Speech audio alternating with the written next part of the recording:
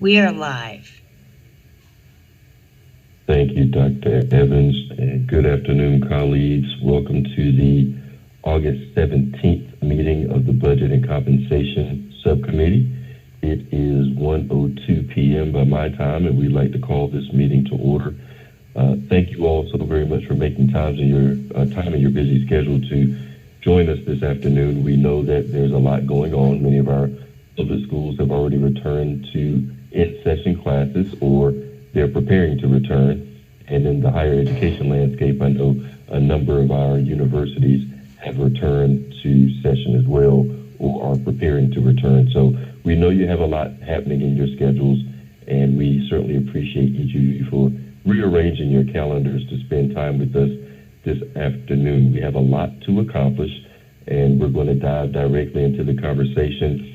The old John Wooden quote will apply today. We're going to be quick, but we certainly don't want to hurry. So on the next slide, you will see our meeting agenda. Dr. Evans sent the meeting agenda to you on Monday, if I remember correctly, Monday afternoon. So you have the agenda and other handout material for today's conversation. Our goal today is to engage in a conversation about the salary scale proposal, hold harmless provisions, the professional advancement accounts, and the license 3 salary. Then it's our hope that we will make formal recommendations on each one of those particular items that we will forward to Pepsi on behalf of this subcommittee for its consideration. And additionally, on the back end of the conversation, we will discuss a new infographic that was created. We want to get your input and your feedback on that particular graphic. So that's the agenda for today. Are there any questions or concerns about this afternoon's meeting agenda? Okay.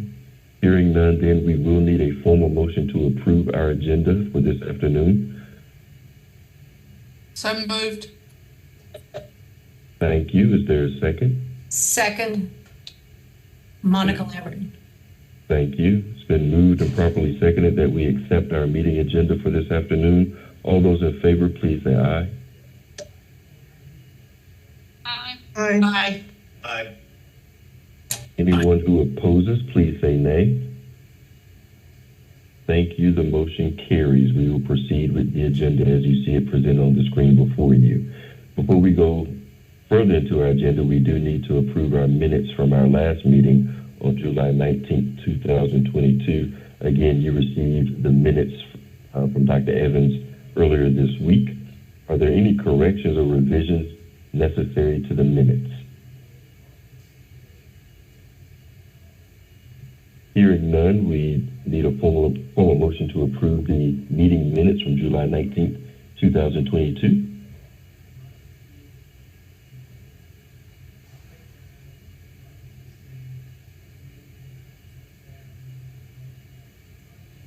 So moved.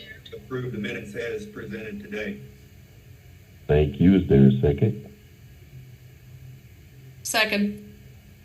Thank you. It's been moved and properly seconded that we accept our meeting minutes from July 19, 2022. All those in favor, please say aye. Aye.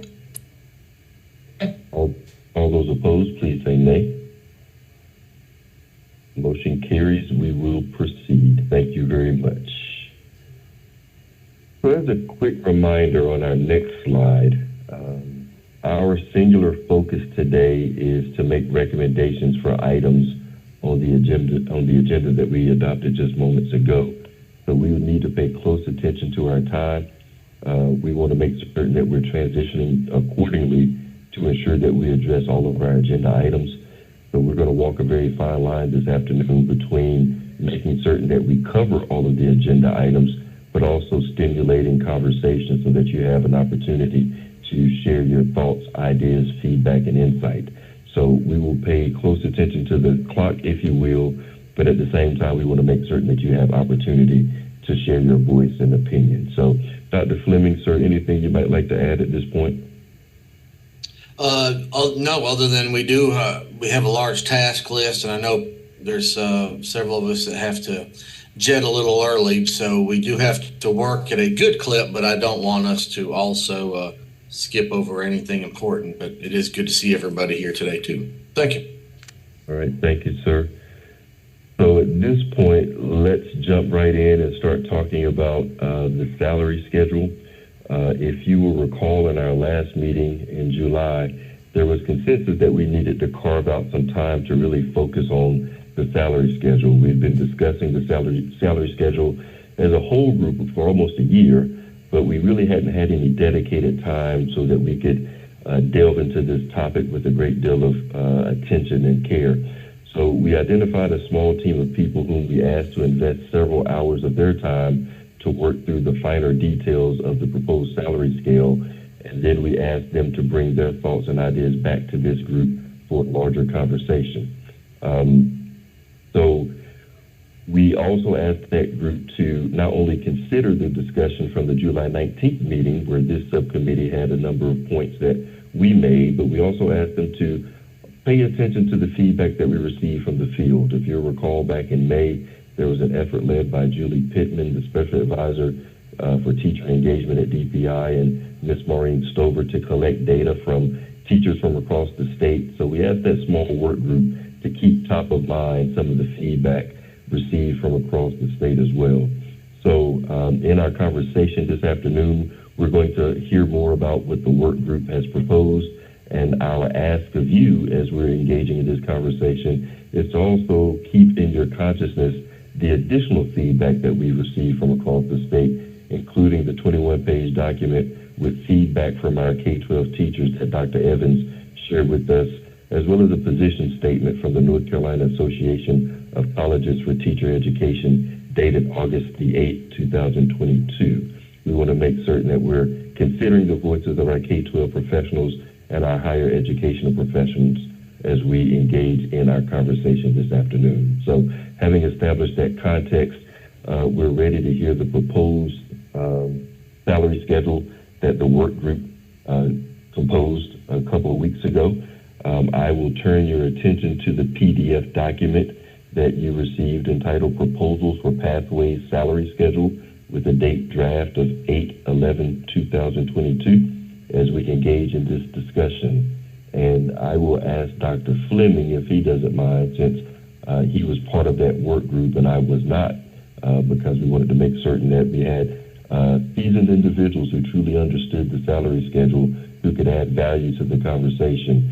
And I'm going to ask Dr. Fleming if he'll come up and kind of lead us through this conversation. Well, thank you, Dr. Graham. And I am very appreciative of the small group we had came to Raleigh. A few of you had, 2-3 more hours to drive, or 2-3 hours to drive to get to Raleigh at Raleigh's finest hour, rush hour. So I do appreciate those of you that were able to meet.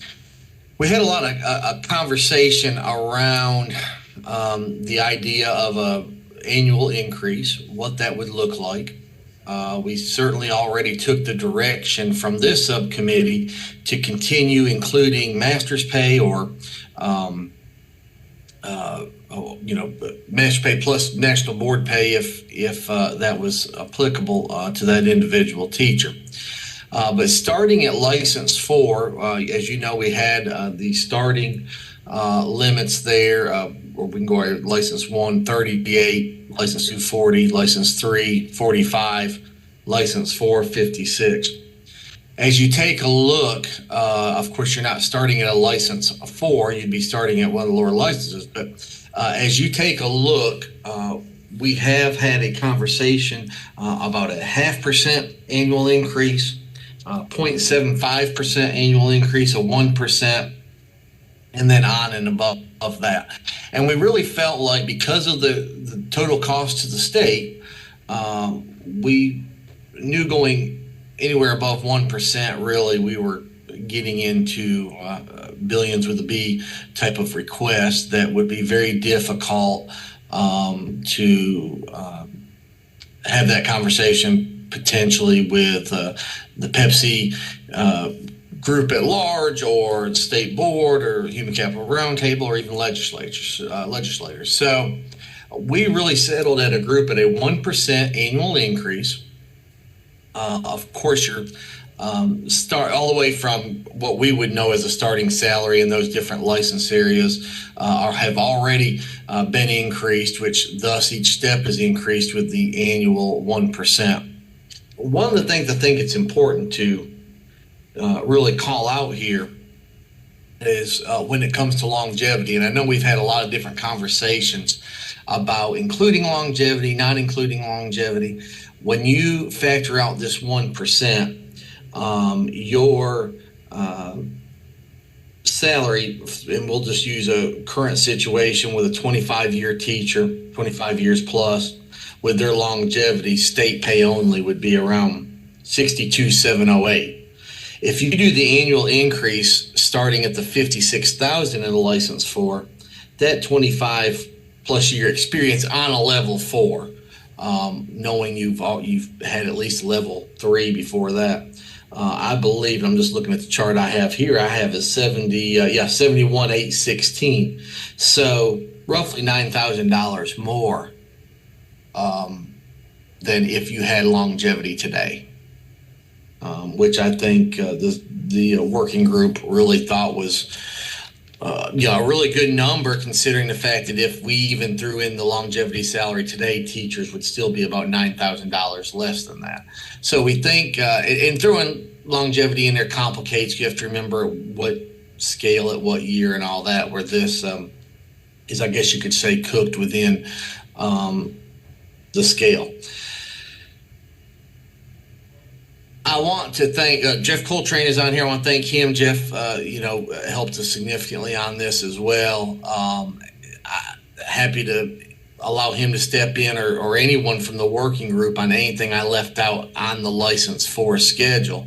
And then we can get to some questions, concerns, complaints, compliments, whatever you'd like. But I do want to allow those that worked that day to share any comments.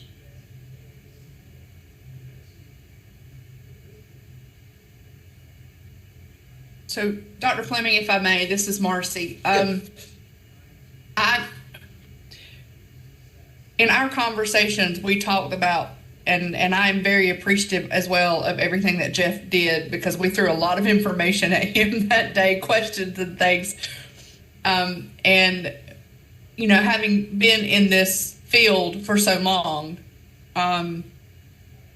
this model, it's not perfect and it's not going to please everybody, but it does recognize and reflect the value of the experience that a person has that they bring to the classroom. Whether they were born and raised and bred and grew up in North Carolina and went through a traditional program or a non-traditional program, and people who come from out of state and bring that knowledge and that skill set as well. One of the things about longevity, and that has been brought up by several groups and individuals about returning longevity to teachers, and I see all sides of that. But what that doesn't do is it does not, because it specifically plays to North Carolina experience only, it doesn't allow us to recognize and value or compensate individuals who don't have that same number of North Carolina years of experience, even though they're called on to do the same thing in the classroom that everybody else does. So it's not a perfect system, that some groups of employees will retain that longevity and some do not, but this does allow us to then recognize and value and compensate teachers for their experience and that time and that attention that they give in their classrooms every day. And I think, too, as we go forward and establishing this as a base, and then the more advanced teacher roles as above and beyond that, allows for additional compensation for those roles, because they are extra duties, they are additional responsibilities. And it doesn't freeze. That, I think that's part of one thing that folks were concerned about, is that the earlier model showed almost what people perceived as a frozen salary schedule. You get there, you stay there. You never have any opportunity for anything else.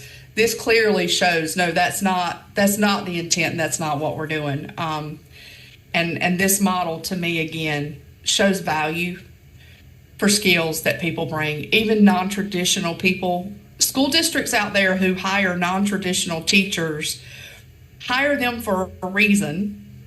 9.5 times out of 10, they're hiring them because they've seen something in them, or they have a skill set that lends itself to instruction, even though that person may have to be trained in the pedagogical skills. They have content knowledge and they have real world experience they're going to bring to a classroom. This gives us a way to honor that as well and value that. So thank you. Thank you, Marcy, and thanks for clarifying that, because I'm bad. I'm still using the longevity word, but she's correct. You know, it's the years of experience of that license level, not longevity as we know it. This is Bill Griffin here. I'd like to echo, you know, what you said, and also Marcy, and certainly thank you, Jeff, for putting some numbers out there. I think it was the attempt of the committee to listen to the feedback from some of our professionals and try to put together a model that captured some of those issues or concerns that may have been there with the pay structure. And I agree, it's probably not perfect, but I do think that it adds value to where we are and showing those years of experience and counting those as we get into that level 4 salary structure. Maybe we'll appease some of our professionals and hopefully show something that they consider to be value. So thank you for your hard work in putting together this proposal.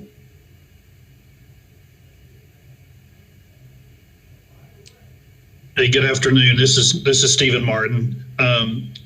First of all, I apologize. I had intended to be at the small group work session, and I let Kim know a couple days before I was not able to. We were still hiring some last minute teachers. I was interviewing that day, but I want to thank the subcommittee for the work. I've had to look at this, and I appreciate being able to look at and clearly see the steps, so to say, or the years experience honored. I think that is a positive reflection.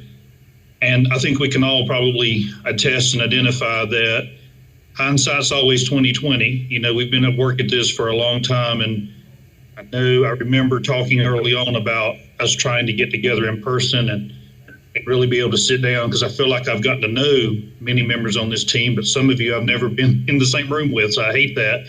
But I think that's indicative of the work is coming together, putting heads around the issue and coming up with a solution. The one other thing I would just like to add, and I know you've heard me say it before, but I'll have to leave earlier today for a substitute training. I would still like from this subcommittee, in some way or another, to acknowledge and to look at instituting or a statement to consider master's pay for those that obtained their master's since 2013. I know there is a statement in this document about continuing to honor national board pay and those that are in that group that received their master's or took a class before 2013. I think it would go a long way towards public support, teacher support of this plan if that was a statement and we were able to work that in. I know we don't have control. I know that's a legislative decision. I get it, understand it. But I think that's important to a lot of people.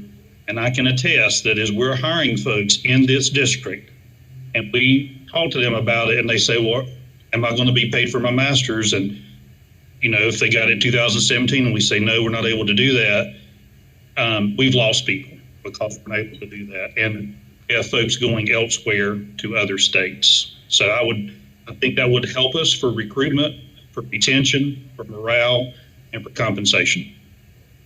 Yeah, and Stephen, I think that's a very fair statement that I personally like to see as well. And I don't know why we couldn't, because everything we're doing right now would require action of the legislature. So it's we're making a recommendation that can be taken or not. And I would think anyone with a master's degree, regardless if it was before the cutoff or not, has the potential to be eligible. With that said, unless I'm seeing something wrong, with that said, if you feel, the committee feels we need to spell that out, I guess you could say I am happy to do that if that's the pleasure of the group. Mr. Chair, may I speak? This is Catherine. Absolutely. Thank you. So I'm going to have to push back some on that, on the idea of adding master's pay, and I'd like to explain why. I fully appreciate that right now superintendents and HR leaders are being told or are getting pushback because they're not able to offer master's pay, especially coming from other states. But part of the point of restructuring licensure and compensation is to find a better way to reward teachers for the experience they bring and the skill set that they have and the value add they bring to their school that is a better way than simply rewarding for master's pay. The presentation that we saw from EPIC that Dr. Bastian gave us clearly shows that there is no correlation between having a master's pay and student outcomes, except for a small improvement in secondary subjects that I believe were math and science, and that those are, his data also showed that those are the areas where, even with master's pay, we lose those teachers to the private sector. So the reason that I think we should not make a statement about master's pay with this plan is that the point of this plan is to move away from inputs and start looking at outputs. And a master's degree is an input. And so those two things are in conflict with one another. It does not make sense to propose this massive paradigm shift that we are asking teachers to accept around the way that they are going to be compensated, and ask the legislature to buy into this, and then at the same time say, and we would also like to have master's pay, even though it doesn't correlate to student success and student outcomes.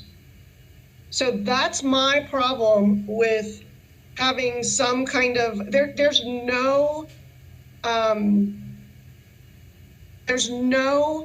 justification other than that it would make the field happy to have master's pay added back in. But essentially, remember, these numbers don't include a local supplement that we're looking at that Jeff put together. And so we're going above and beyond putting master's pay back in with this pay plan. So that's where I stand. I realize not everyone agrees, but I would ask you to at least consider the fact that this plan writ large of paying people based on outputs rather than inputs is in direct conflict with master's pay.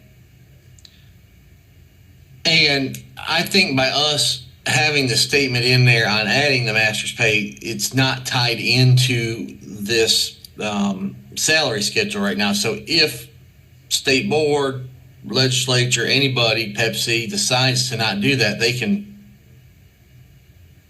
do anything with this, but they certainly can chop that off. And, I do agree on, if it is impacting student learning or not, but I will say as a school superintendent, and I think our HR folks on here, and I know we at least have one other local superintendent on here, if not more,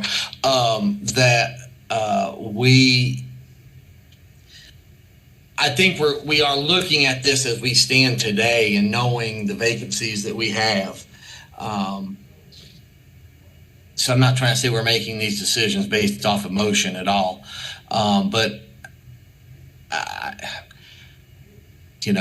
think a lot of this is not, you are correct that it's not based off of outcomes. I do think it is an input, but right now we got to have the inputs. Long term, we may not. And I know this is really kind of a long-term plan because this isn't going to go in effect tomorrow by any stretch of the imagination. But thank you for that. Marcy? So,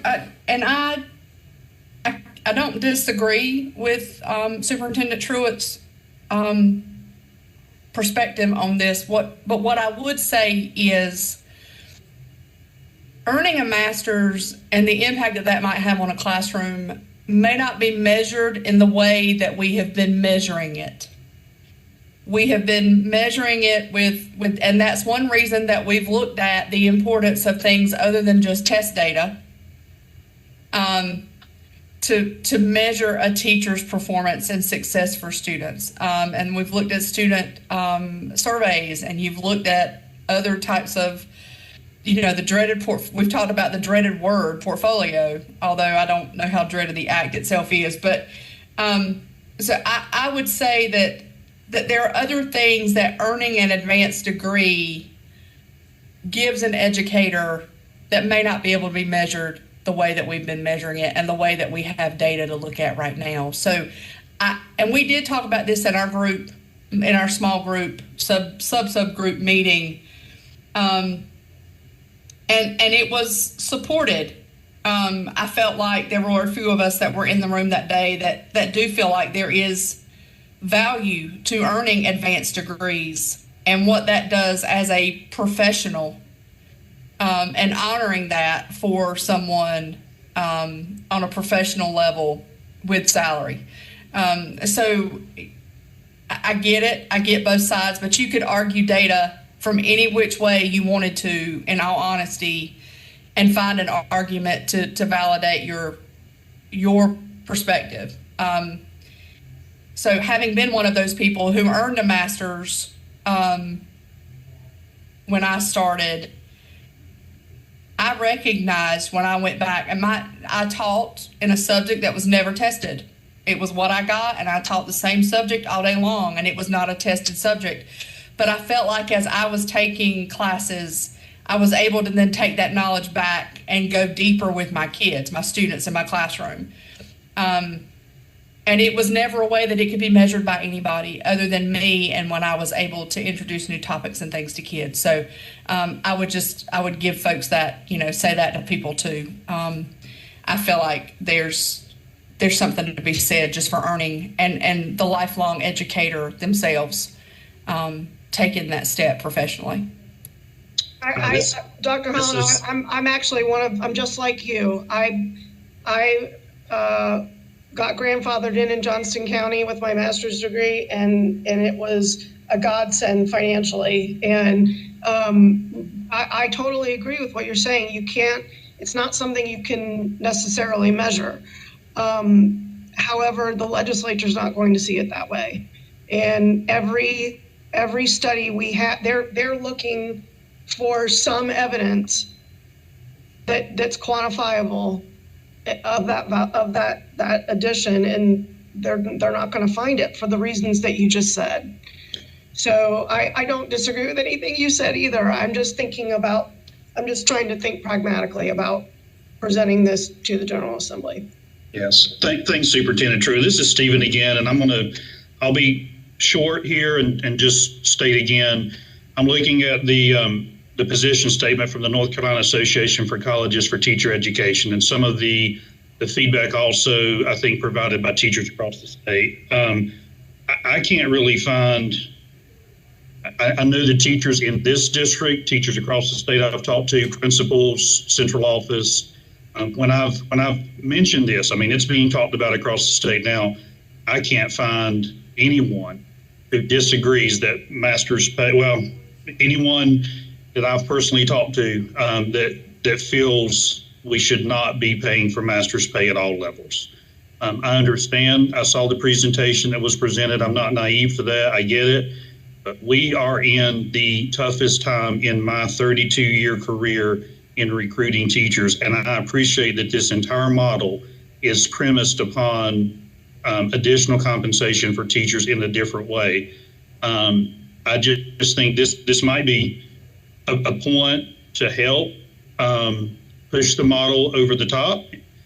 And I think it would honor those folks who are seeking to advance their knowledge, their pedagogy, their content, I've talked to folks in higher education. They firmly believe that that's important. And, money talks. But for people to go back and advance themselves and they know there's a monetary reward, they will do it. We've seen a decrease in students enrolling in graduate level classes, and I think that will continue to happen.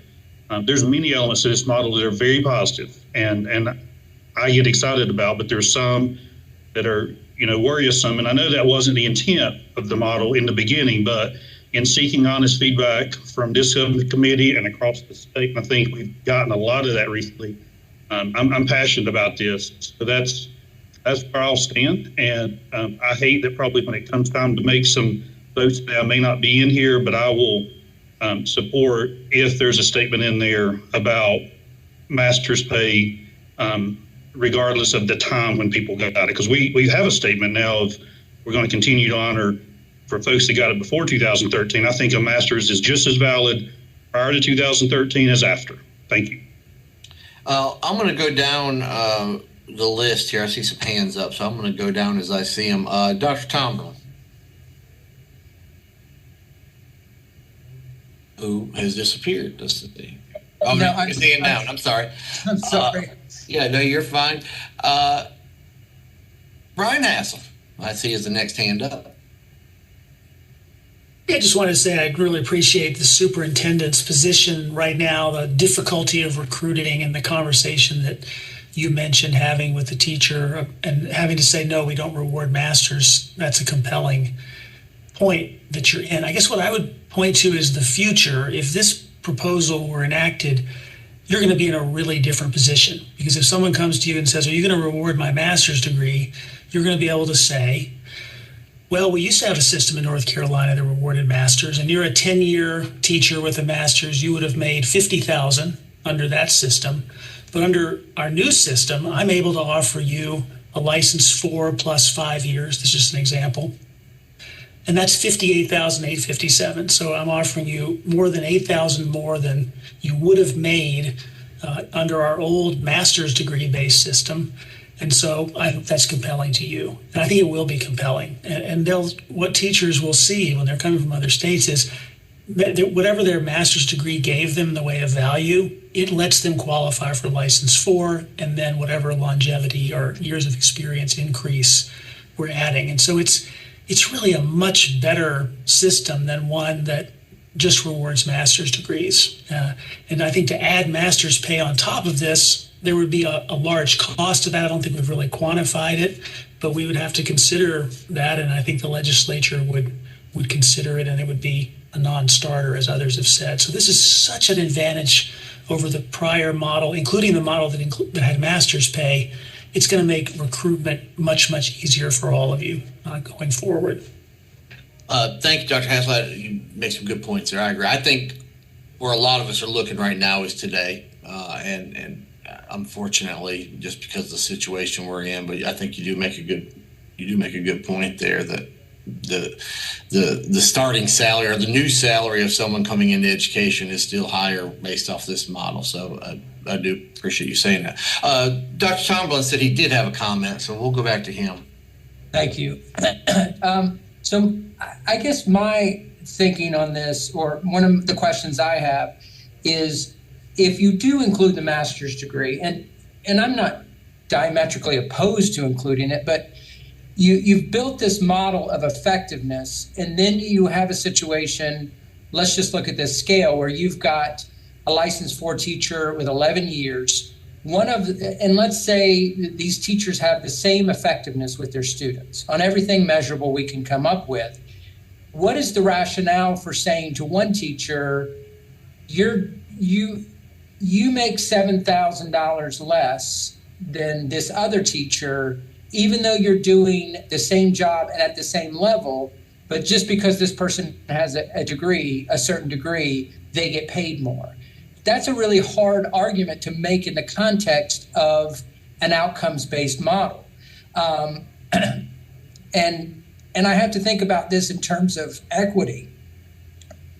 You know, a lot of our teachers that are minority or from lower poverty or from poverty situations may not have the ability to get that master's degree. And yet this model is actually disadvantaging them, even though they may be producing the same outcomes as another teacher who has one. So that's the other side of the coin I think we need to think about. And I'm not trying to advocate either direction. I just think we need to consider that we will have teachers that are doing the same job and doing what we're asking them in terms of outcomes for students who will make less than a counterpart who is doing the same, who has the same outcomes. Thank you, Dr. Tom. Let's see. I think we had Wendy had her hand up. Yeah, and Tom, I agree with that, except I think we're doing that exact same thing right now with National Board. And I know there's a correlation test-wise. I doubt that's true for every single person that holds one, but had not thought about that. My comment is about outcomes, and I think what we're hearing from the people who are doing this job and trying to recruit teachers today is that we've got to have something. Outcomes. My desired outcome as an HR representative and as a parent of a public school student is to have a certified teacher. So the first thing I did when I could see my student's schedule in Power School is, has she got teachers? Because I have so many friends who have students now who are not going to have teachers, so you're not going to have any data to compare to a master teacher and a not, because you're not going to have a teacher in those classrooms. I'm in a small county. Teachers return tomorrow. I have like 32 teacher positions open. I have a lot of students in this county that are not going to have a certified teacher. I would hope the legislature would look at our vacancy reports that we turn in for day 1 and day 40 and realize this is a crisis and I've got to have something to work with. Something. And I think you're hearing this from everybody in the room who's doing this work say, I've got to have something to recruit. And I know input versus output, but I'm saying today, I need teachers for my students. Licensed teachers is very important. They may not all be rock stars, but even if they're a good, steady teacher who can teach my children, it's better than a substitute, and substitute's what I have a lot of right now, and we need your help to make a difference there. Thank you. I am seeing Dr. Hassel's hand again. Or maybe it was still up from last time. I unhanded. There you go. All right. Bill Griffin. I dropped my hand too there. I apologize. I'm not sure. No problem. No problem. All right. I do want to thank Dr. Holland. I did. I put mine back up. So really quickly, I want to second and back up what Wendy said, and to Tom's point about looking at comparing two teachers doing the same thing. We're already doing that. And what I can tell you from my experience working in a very large district, when we look at number one in the nation in nationally board certified teachers, there is still an equity issue. There's an equity issue with national boards, and I saw a superintendent true it. National boards is less expensive, but it's a very rigorous process. It is. I'm not sure that everybody feels that it's a process for them. So there's equity issues there as well. So I think to say that master's pay and inequity there is one thing we'd be looking at. And I think we've got to look at all of it, at both of these, and the way that we differentiate in North Carolina for national boards and then these advanced degrees. So I don't know that that's really, in my opinion, my perspective, a fair argument at this point and where we are with the salary schedule. And I agree. I will go back. It is right now what we're facing right now, and this plan may be 2, 3, 4, 5 years out. But what we do today matters, and what we say today matters, and what we put forward to the General Assembly or through the state board first, Pepsi and the state board to the General Assembly matters today for the future. And so I think it's really important that we look at we look at that and what we want to see happening in North Carolina in the future. Very good. I will wrap this up. Dr. Fleming, do you mind if I jump in and say? Absolutely, go right. Yeah, absolutely, Dr. Graham. I wanted to hear from everyone else before I made my statement. As a researcher, I will tell you I get nervous anytime we rely on one research investigation to paint the picture for the universe of possibilities. There are numerous research studies that show that master's degrees have impact on student learning, and then there are others that show that it does not have impact on student learning. So it's tomato. It's really about what you're looking for. To that point, when you start talking about outputs, if we're only examining in a study looking for one output, we may not be paying attention to the other outputs that could have some benefit. So in our investigation to which we're referring, yes, we looked at student learning as the output, as the outcome, but we didn't consider other potential outputs. We didn't consider teacher supply. What impact would removing a master's degree have on teacher supply? What impact might it have on student attendance or student engagement? There are other outputs that we didn't measure within that one investigation. So I get a little nervous when we hinge our thoughts on one study, looking on one output, one metric, one variable, when there could be a universe of variables that we simply didn't investigate and ask the question. So I would ask us to kind of think that way, as opposed to using that one investigation to paint the picture for all the universe of possibilities. The final thing that I will say is, as a chairperson, co-chairperson of this committee, as I see it, Dr. Fleming and I will make the recommendation that this committee offers to Pepsi. So as we get to the back end of this discussion and we begin to position ourselves for the recommendations that will go to Pepsi, our job is to make certain that we're hearing from the committee, the subcommittee, and that we're offering the feedback that's the will of the subcommittee. So just wanted to share those two pieces, Dr. Fleming. Thank you, Dr. Graham. And I think that's a good segue. For procedure purposes, Dr. Evans, are we going to, do we as a subcommittee vote on this today to move to Pepsi, or are we, is this kind of for information only and then we come back? I think we've had a conversation around this. I'm happy to sum it up one more time, and I'm assuming we vote on it. Is that correct? So the goal of this meeting is to come out of this meeting with as many recommendations as possible. Okay. So that would mean you would vote. Yes. Then on that situation, I think we need to go ahead and possibly entertain a motion in just a moment, but I do want to clarify that from the actions of this subcommittee today, or previous to today, with including masters and including national boards, would be included, so to speak, on top of this. So that's in there. The license 4 schedule you see in front of you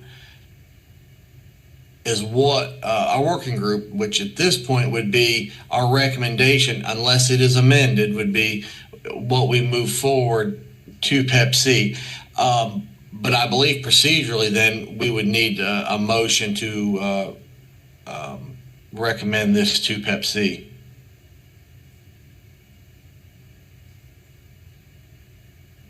And Dr. Evans, correct me, or Dr. Tomlin, correct me if I am wrong. That is correct. So I am finished presenting. Go ahead, Jeff. Sorry, this is Jeff. Are we moving forward the full, everything that's in the proposal, or just the salary schedule? Because I know Dr. Highland brought up the idea that the work group discussed, the work group discussed on stipends for the advanced teacher.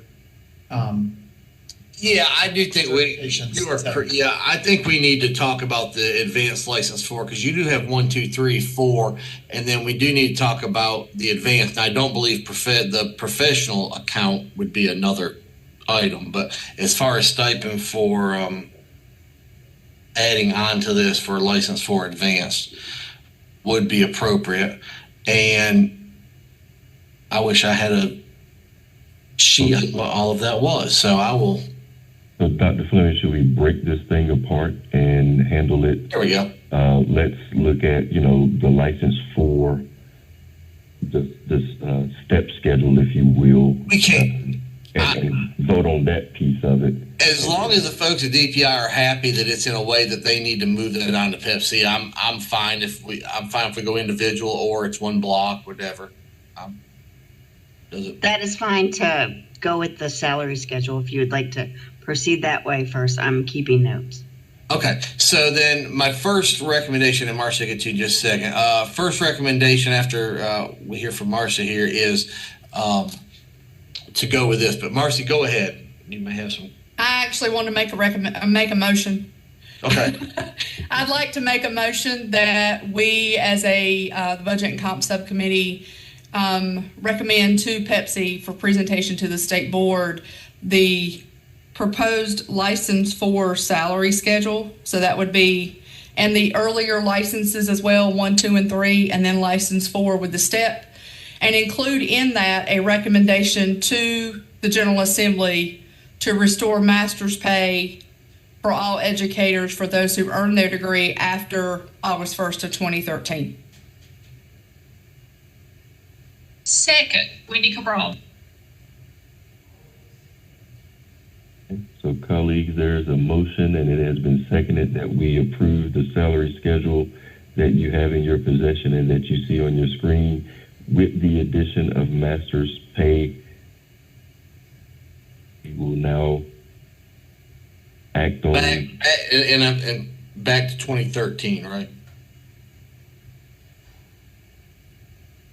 Dr. Hall, I want to make certain. Yes, the motion was to restore master's pay for any who have not received it if they did not take or earn it before August, take a course or earn it before August 1 of 2013, which is when the General Assembly ceased paying it. My question is, what form is the recommendation going to take? Is it going to be, is it going to appear in the model, or is it, I mean, how are we making that recommendation? I would think that would have to be a separate item as part of the salary recommendations. Because we're not returning it, because we've got hold harmless as a next discussion. So that would, I would imagine for those that currently hold it, would be part of that. So my recommendation is that it be included in, but a separate item. So this is Tom. Can I ask another question about your motion? When you said make it effective back to 2013, are you suggesting retroactive pay for those? No, sir, I am not. Right. I know that's not reality for anybody, and I'm sorry if anybody's I'm assuming that would be master's pay for anyone who has not currently received it from the point that it's restored by the yes. I got you. If it were to be restored by the General Assembly from that point going forward, which has been true of any piece of legislation that's been presented since then related to the topic. So that would be my recommendation. I see Leah's comment, and if would there then be a motion to revise the motion from Leah? Is that how Robert's rules work? That is how it works. Division, yeah. So, yeah, thanks, Marcy. I'm just thinking that these are two separate issues. So the schedule as it's presented on the screen with the existing teachers who are paid on the master's schedule versus the issue of adding in all of the other folks, reinstating master's pay for the folks who don't currently have it moving forward. So I just feel like they're two separate issues. And I'm amenable to that motion for a revised motion. Given that, Dr. Holland, if you would revise your motion, focusing only on the salary schedule as we see it on the screen, and then we will tackle the master's reinstatement separately. I'm happy to. So I make a motion that we, as Budget and Comp Subcommittee, recommend license 1, 2, 3, and license 4 with the experience recognition as being presented in this proposal, this draft proposal.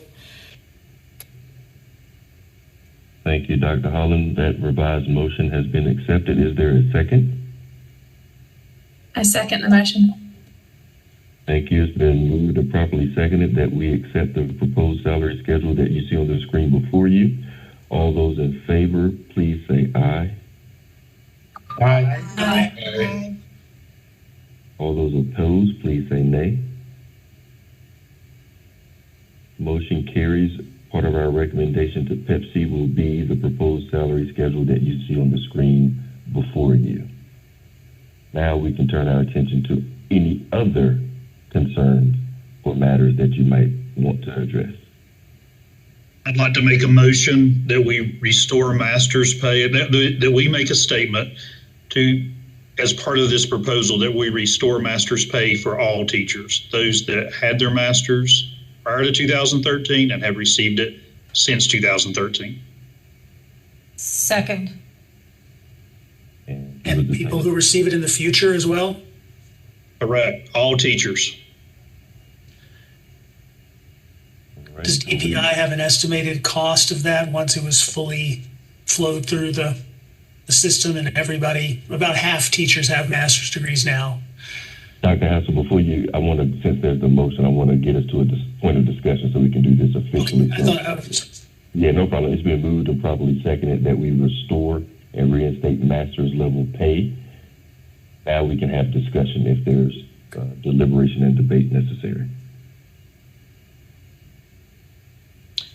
Mr. Chairman, I see what Brian was asking there, and I do wonder, and I don't know that this kind of goes along a little bit with State Superintendent's comments too, or maybe a negotiation or something along those lines. I am curious, could Brian's question trigger this? If we said, okay, we're going to catch everybody up that has received their master's degree up to the point that this scale goes in effect, could that potentially then be a cutoff? I mean, we've extended the cutoff, so to speak, up to, we'll just say, let's say this passes in 23 or 24, that you're going to allow people to get their master's degree and pay them on up until that point, and then from that point forward, you're putting everyone on this license 4 scale.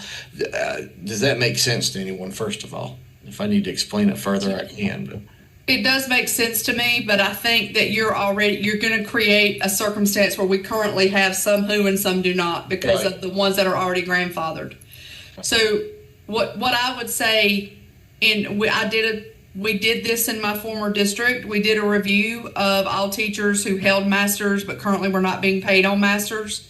We did it about, let's see, we're in 2022, probably 2018, maybe 4.5 years ago. And it was a little, not including benefits, a little over $2.5 million to just restore math if we wanted to pay it locally. Because some districts have done that, or there is at least, I think, one district in the state who continues to pay masters out of local for anybody who comes in with a master's as a way to incentivize teachers or recruits. So, I mean, your largest district in the state, let's just say that today, probably with increases, maybe $4 million. I don't know if you look at the percentage of teachers, $3 to $4 million, 3.5. If you look at the percentage of teachers in Wake versus everywhere else, if there's any way to get to a back of the envelope math on that and what it would cost. But again, that doesn't include benefits. That was just the dollar figure. And colleagues, I do want to circle back. Dr. Toberlin asked a question almost 35 minutes ago where he sought clarity on this master's reinstatement conversation. His inquiry was about, is the master's only applicable to the license 4 or higher, or is it across all licensure levels? Dr. Toberlin, I don't want to talk for you. I just wanted to note your question. So if there's anything else you'd like to add there, please feel free to do so. Nope, you got it. My belief is it only starts at license 4 because you have the set levels for 1, 2, and 3. Well, and I could see that, and that could be part of what goes forward, but you could have people on license 2 or 3 who have masters, like if they've got an MBA and they're coming in to teach business.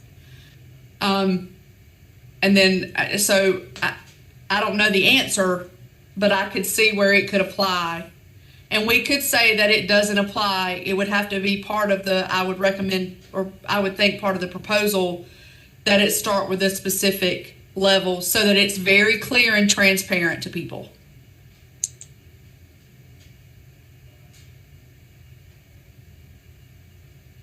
Other thoughts or reactions?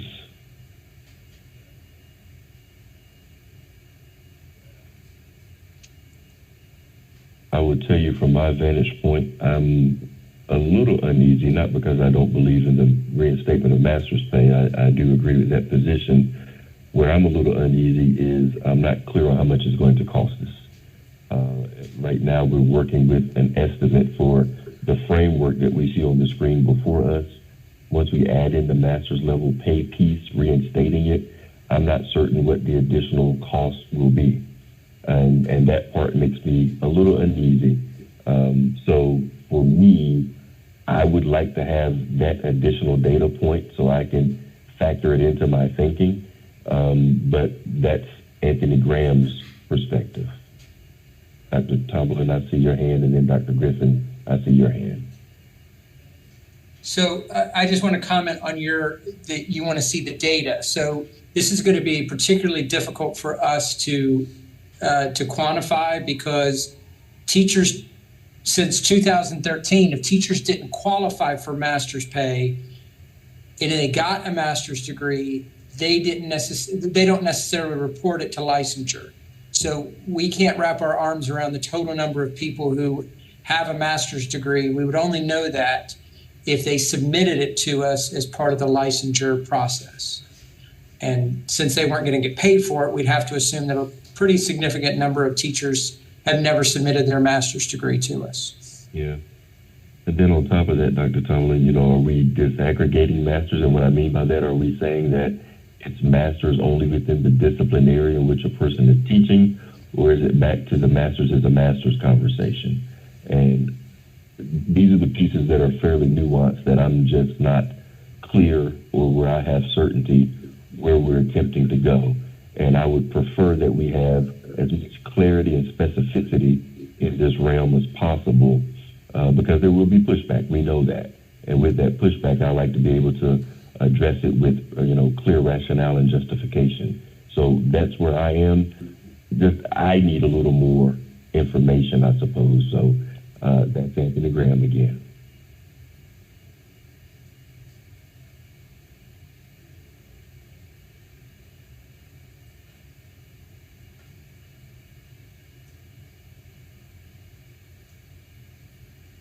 That. So I'll see your comment in the chat area. A reasonable assumption is to think about where we were before master's pay was moved out of the compensation model, and thinking about what that percent was, and then leveraging that as what we would use as our thinking moving forward. So somewhere around, as Dr. Hassel says, he believes around 49%. So that's an approach to take. Dr. Griffin, I see your hand raised. I don't know if that's from earlier or not. Yeah, I believe that's from earlier. I apologize. I'm trying to mark it Oh, out. you're fine. You're fine. Other thoughts, reactions, or comments? Would love to hear from others in this space.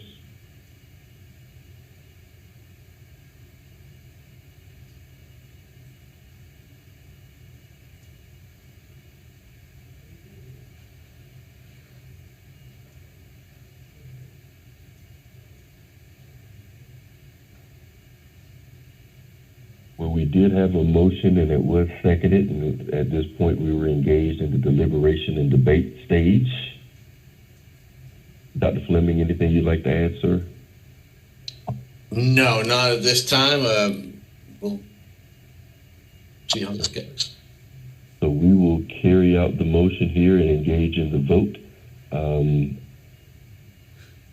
this is a little tricky with it being online. And we have not been doing votes by individual, so I don't want to implement that now.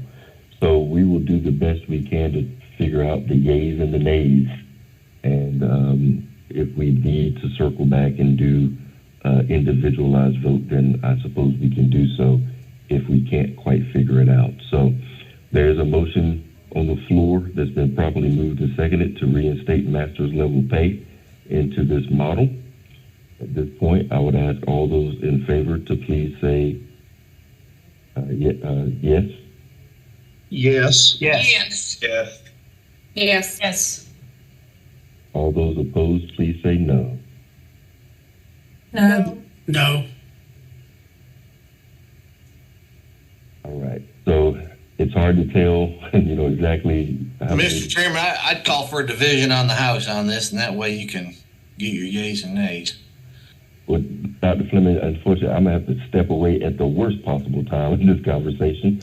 So I'm going to hand it over to you, sir, and proceed. And unfortunately, I won't be able to participate in the future conversation here. So, Dr. Fleming, I'm going to hand it over to you, sir. Thank you, Dr. Graham. I know you've got to run. I am going to ask if Dr. Evans, can you let's do we can do a roll call vote. Roll call vote, Or we can also have folks type in the chat their yay or nay. Let's do roll call. That way we know we got everybody. Let me grab participant. Dr. Griffin? Yes. Dr. Fleming? Yes.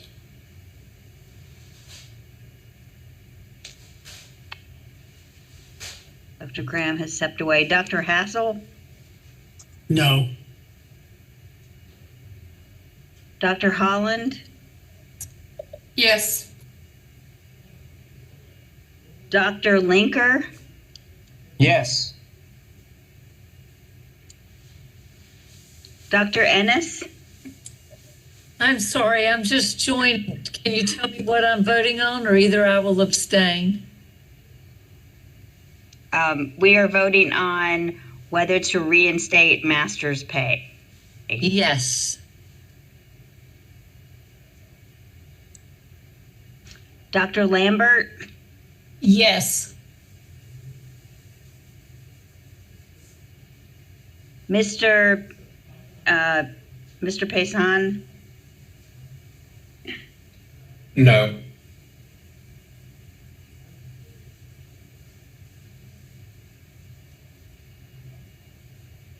Hold on, I'm having trouble with my mouse for some reason. Miss Cherry?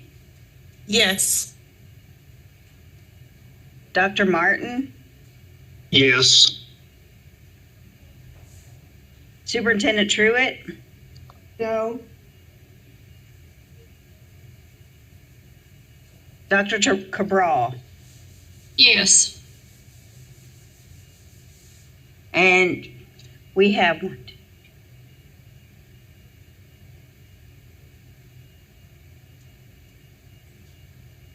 9 yeses and 3 nos. All right, then the motion passes.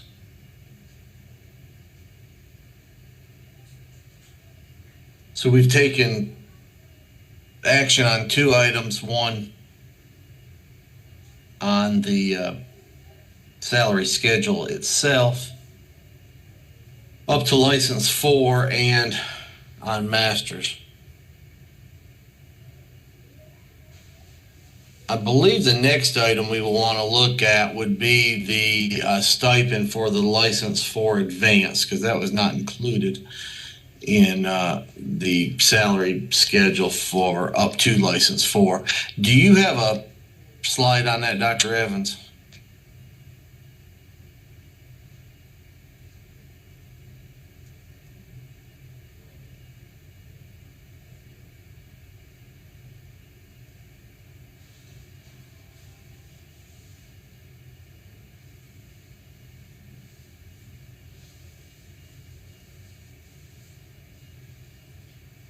Oh, I'm sorry, Dr. Fleming. I missed that, and my mouse has been acting up, so I'm having trouble. No, I was seeing if you could scroll to the stipends for Oh, lessons for advanced. Sure. Sorry about that. Oh, you're good. Is that at the top? Oh, here we go. Yeah, there we go. So that's on the and then on the allotment piece, not the.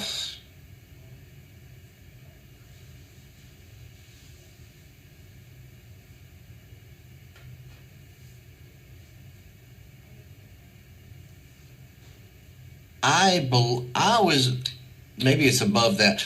I thought we did have a percentage.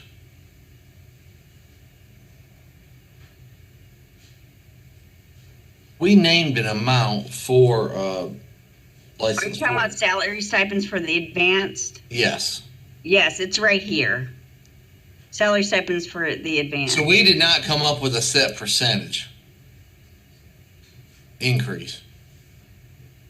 No, we had discussed in a general sense in the work group, but nothing specific. Okay. And so then Mr. Coltrane put together some ideas. Okay. Let me see it.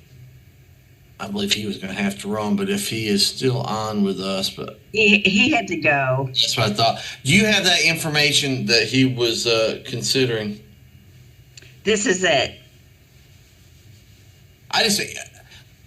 We discussed the stipend, but we didn't. I thought we had some numbers, and I just don't have any numbers with me. I thought we were throwing around either a certain percentage or dollar amount above the license for, and I don't know why I don't have that, but that might be because we didn't end up with something final. Let me make sure it's not on that other chart that he had sent. And I'll look back in my emails because I was thinking we had a number that we had come to, but if we didn't, then that's okay. We need to just discuss it because we need it to make the salary schedule complete. There are numbers in the Tableau tool that DPI made. I don't know if that's our last stab at that, or if that's just something that DPI used for modeling purposes. But yeah, I believe it was a.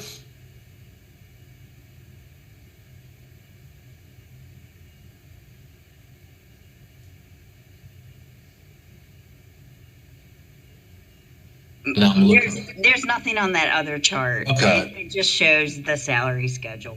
Okay. And I've got that. Yeah, I've got everything here in front of me. Well, let me open this up and you know, if we're talking about a 5% increase or a certain dollar amount, you know, I'll give you my opinion and then we can kind of go from there.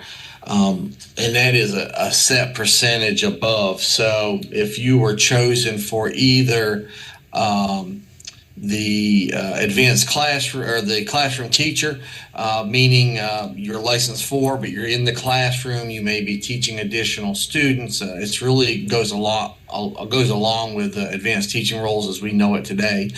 Or if you took the adult leadership route, possibly leading PD, whatever it may be above and beyond your current duties, where you were a license for advanced, you would still follow the license for salary schedule, but on top of the salary schedule, you would receive, again, a certain percentage or a certain amount above that license area. And I was thinking we were kind of that 5 to 10%. And Marcy, your memory is a lot better than mine. You may remember more about where we were with some of that. Yeah, and we talked about percentages, but I think we landed on recommending a flat dollar because that's easier to budget. Right. When you know. I think that's what we discussed was just a flat dollar, just making, because they're increasing percentages based on their number of years, and then saying, if you take one of these roles, then it's a flat dollar amount per specific role. A salary stipend while you're serving in that role once you've met the qualifications once you've met the requirements to qualify and you're employed in that role.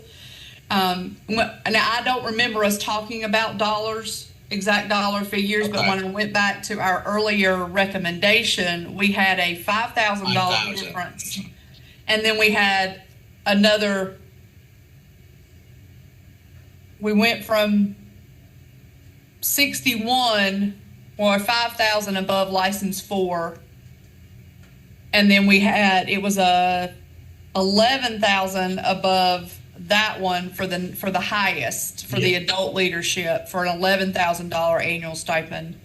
In one of our earlier presentations, in one of our earlier documents that was published, it went from 61, which was 5 above license 4, to 72. So a 5 for the first level of advanced teacher classroom excellence, to maybe I like round numbers, 10 for advanced teacher adult leadership is something to consider. I'm not making a formal motion with that. And I had the 5 in my notes. I had the 5,000 down, and then I had a percentage too. So, but I do remember us having that conversation. It'd be very clean if you have a $500 a month stipend for the first advanced level, and then $1,000 a month since they're 10-month employees. That'd be a 5 and a 10 on top of their level 4 certification and years of experience. That'd be very clean. Before we get into any motions, I'll open up if anybody has any comments. I'm looking at a 5,000 for advanced for teacher leadership would be a license for advanced teacher leadership, $5,000, and a level 4 advanced. I'm sorry, classroom leadership was the first one. Second one would be teacher leadership at $10,000 annually. I'll just bring up 2 quick points. In the districts that are doing advanced teaching roles right now, there are sort of like tiers of these positions. So an MCL that, coaches half the day, a lead teacher that coaches half the day and teaches half the day. So there's a lot of creative sort of ways that the models are set up, where some lead teachers have more teachers that they're coaching versus some that have smaller. So I don't know if that's anything that needs to be addressed in this model at all. And then the other piece that I'll just point out is that if we go with flat dollar amounts instead of percentages, we'll just want to put some sort of maybe comment or recommendation that those amounts get revisited when, the salary schedule is changed or any pay increases are provided.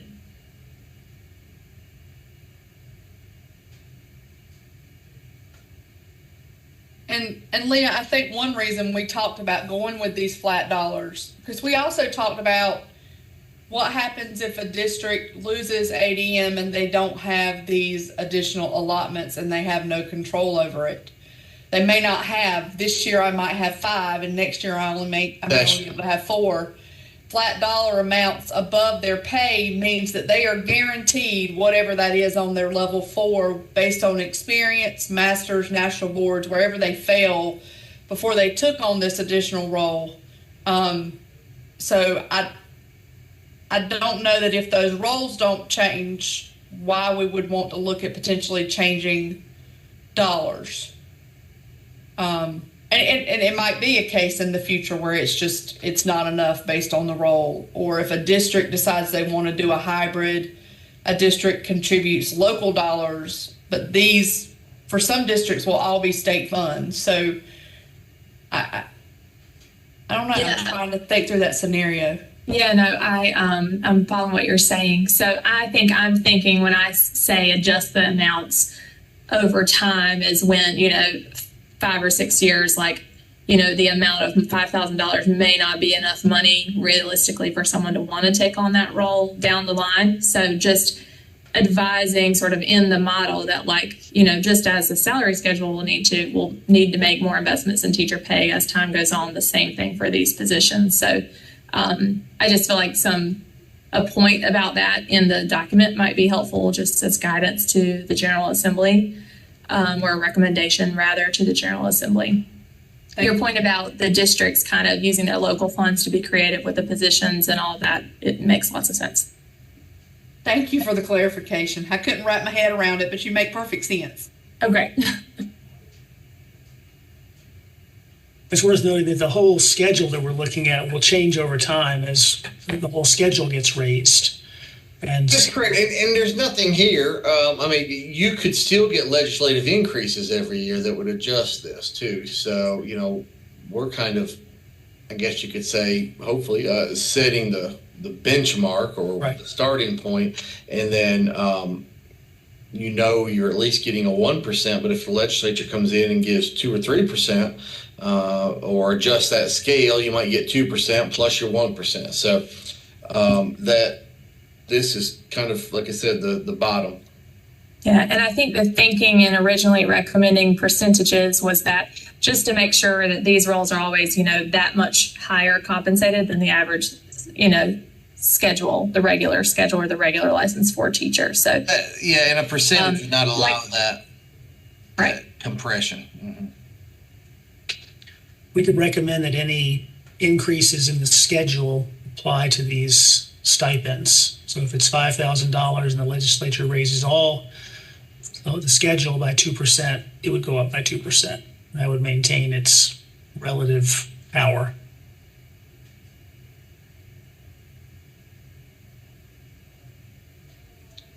All right. It looks like I don't see any hands raised.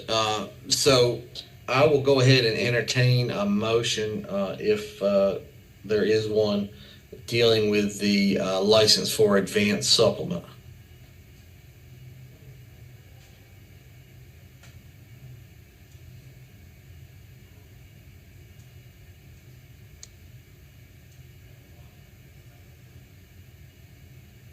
And if we do not have a motion, this is just one item. I make a motion that we add a supplement of $5,000 and $10,000 to our respective licensure areas of advanced teaching roles. Right. Second, Shonda Cherry. All right, motion been made and seconded to have a $5,000 supplement and a $10,000 supplement respectively for license for advance. Any discussion? Clarifying question, is the 10,000 on top of the 5,000 as the example someone showed? No, I believe it's 5 or 10. Or 10, because the earlier proposal had 5 for the first one and 16 for the second one. So it was like an on top of the 5 and nothing. I understand. No, so I think is that kind of just, I'm going back to our discussion. My notes are not great. My understanding would be either or it'd be 5,000 for each with the additional and having an additional 5,000, however you want to look at it, but 5 and 10. Yeah, it's one or the other. They're not compounded, just like they're not compounded on top of one another. The document that's been circulating for feedback showed 5,000 for the first level and 16 for the second. Just, am I being clear? I'm not saying they're compounded or. Yeah, no, are we changing because that's what we previously had been circulating as the recommendation. Going from 56 to 61 for the first one or 72 for the second one. So that's a +5 and a +16. From level 4, yes, you're correct. That's how it was originally. So I just want to make sure, Bill, are you recommending changing that to 5 and 10 instead of 5 and 16? That's what I was looking for, or proposing, but also as a clarifying piece, you know, as we have increased per years of experience on level 4, I think it's changed those numbers dramatically from where we began on just a percentage on moving that. I think that was the thought process.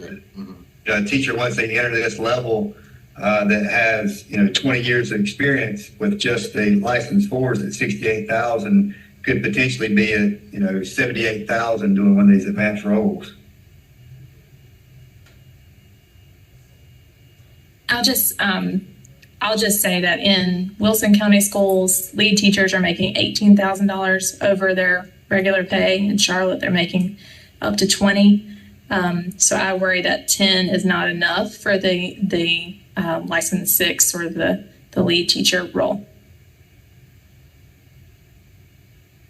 And I would, in Greensboro, Guilford as well, Winston, many districts are paying far above this. So I would also be uncomfortable if this is some kind of ceiling. I would be comfortable with these levels if Bill would accept a friendly amendment that districts were free to supplement these levels from local funds, as we talked about a minute ago, as well as by exchanging classroom teaching positions and other positions for funds to supplement these levels. So if there's the flexibility piece that we've talked about over the different meetings was added, these lower levels look better to me, because those districts Leah mentioned, of course, are doing that with their own funding / state funding anyway. So as long as they have the flexibility to add, that could work. So I don't know how, if that is there's a process for making a. Well, you can amend. Yeah, well, you can amend the motion. What I was referring to, I certainly wasn't trying to spend anybody's local money. If they have the funds to do so, then to me that's on their accord. I do agree, because we're not really putting anything about local supplements, and that would be a local supplement. Right. And local supplements for all of these salary schedules that we have would be on top of what we have proposed. So local, certain districts could have a much greater local supplement, which would increase any of their level salaries immensely. So just to be clear, just to clarify, the advanced teaching role supplements are not, they're usually funded out of school funds, typically Title I dollars or trading positions. They're not a part of the local salary supplement structure that most school districts have. So the 18 is on top of whatever they're already receiving in the salary schedule and their local supplement. Right. I guess, right, but it's at the discretion of the local school district. It's not on a state salary schedule. Right. I mean, that's correct. We're looking at funds coming from allotment. So for just I haven't seen anything, proposed as far as exactly how these state allotted funds will be given to the PSUs. You can add any language. I mean, if you want to amend it, we can add any language like that.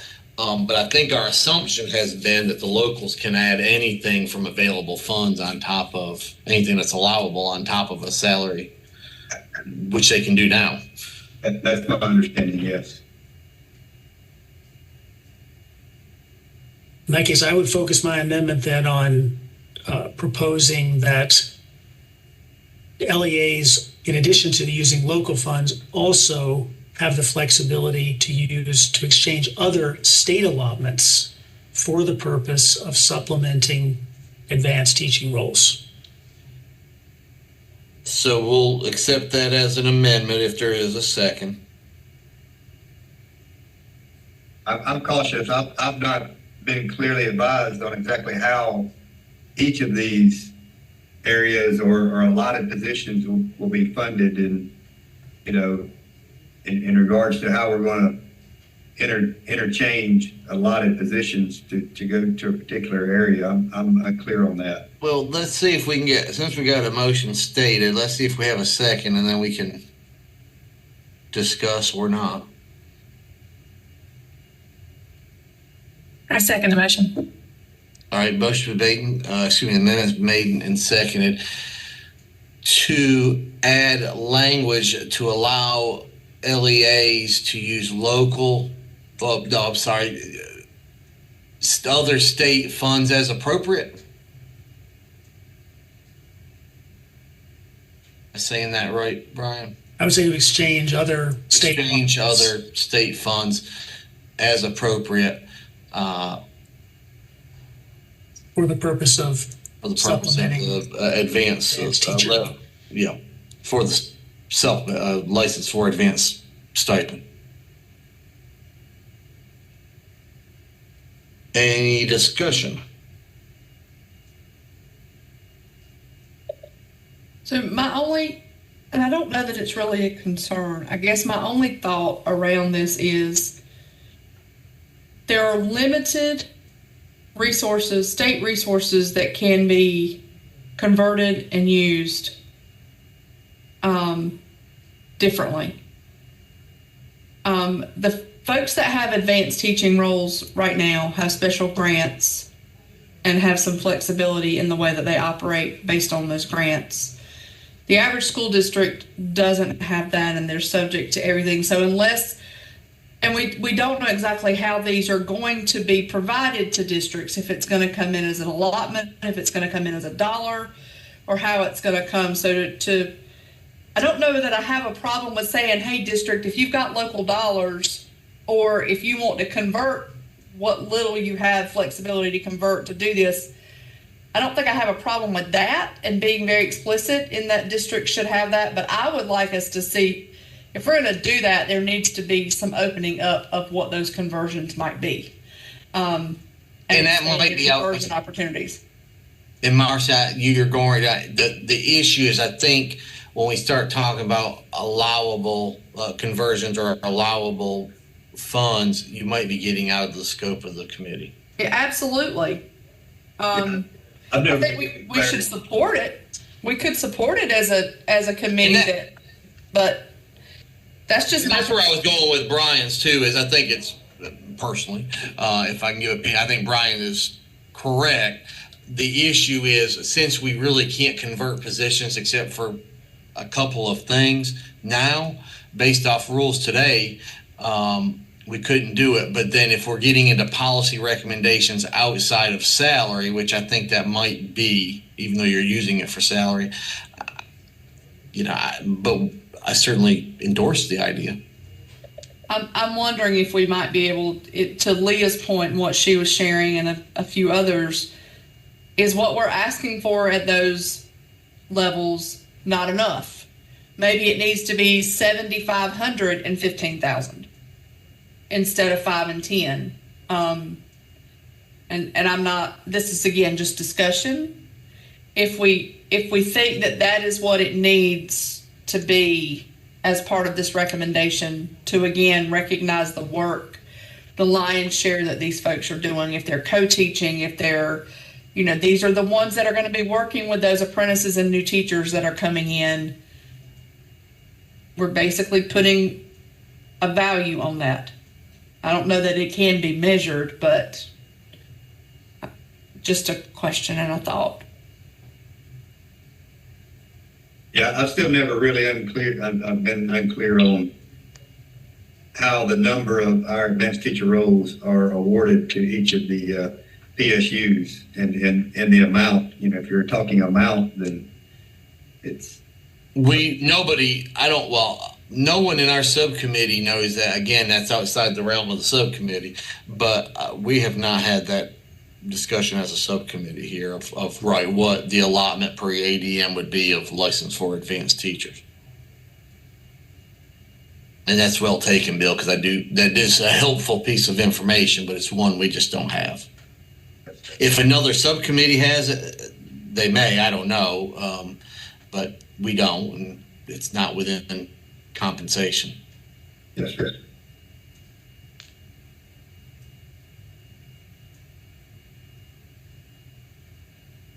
And Dr. Evans, let me ask you or Dr. Tomlin again, is there a committee working on the allotment piece?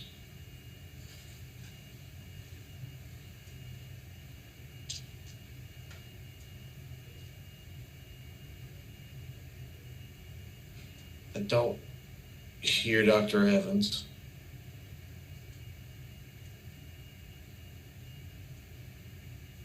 And I don't. Babe,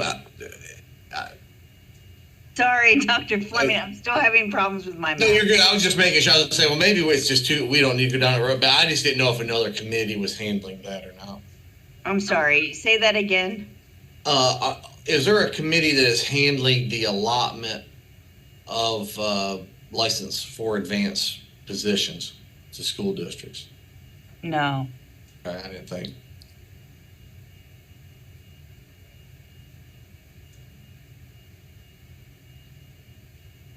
Okay. So we do have a motion on, or excuse me, a motion on the, or amendment on the floor to add on allowing LEAs to have flexibility in conversions for the purpose of paying level 4 advanced stipends. All those favor of the amendment say aye. Aye. Aye. All those opposed, no.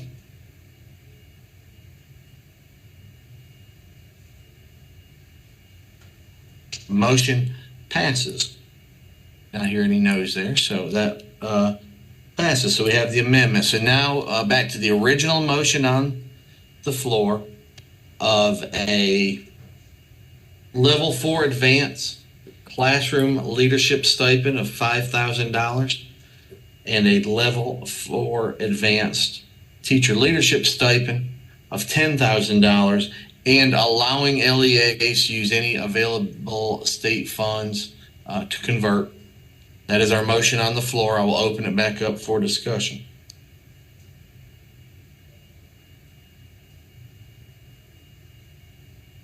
Hearing none. I have a question. And I may just not be understanding because I'm not a finance person.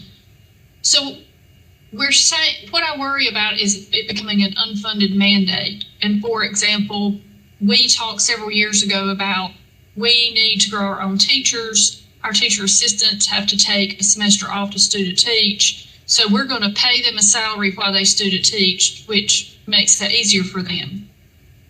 And that's great, but we have to find the money to do that. So if I am a small district and I have a lot, do I pick and choose? If I don't, I financially could strap myself. I mean, Well, I just want to make sure we're not saying that when we're talking about using other funds. So we're not saying that the state's going to allot us an amount of money to implement this, because. Well, at this point, it would be they would allot the $5,000 and the $10,000 in those positions. But just like a local supplement, if you had other available funds, you could pay more of that. Above the 5 and 10. Okay, gotcha. Thanks. Any further discussion? Also, in the motion, I just think we shouldn't specify state or local as being the funding source, because some people use Title I funds, which is federal. So I just think we should just leave it as any available additional funds. As of right now, we use the word state. Is that right, Dr. Evans, Dr. Hassel? Just to make sure my notes are right here. Or did we say I think we specifically. That is correct. We use state. So it would have to be an amendment to change that to any federal, local, any funds, whatever that would be at this point. Kim, could you read it to us?